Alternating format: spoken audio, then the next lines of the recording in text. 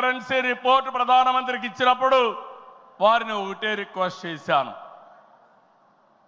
మీరు ఈరోజు 500, 1000 రూపాయలు రద్దు చేస్తున్నారు, ఇంకా 2000 రూపాయలు కొత్తగా తీసుకొచ్చారు.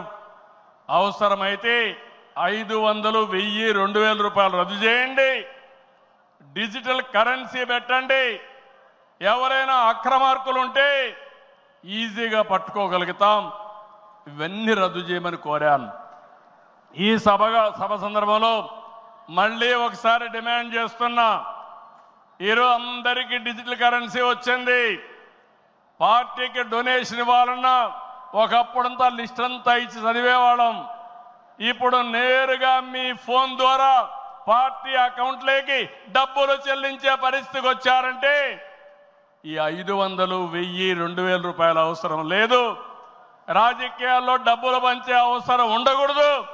ప్రజా సేవే పరమావిధిగా చేసుకుని మనం పనిచేస్తే ప్రజలు మనకు ఓట్లేస్తారని చెప్పి కూడా నేను మీకు తెలియజేస్తున్నా.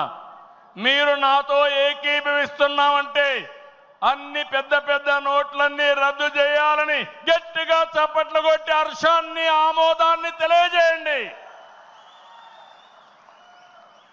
అప్పుడే ఈ దేశంలో పూర్తిగా అవినీతి పోతుంది.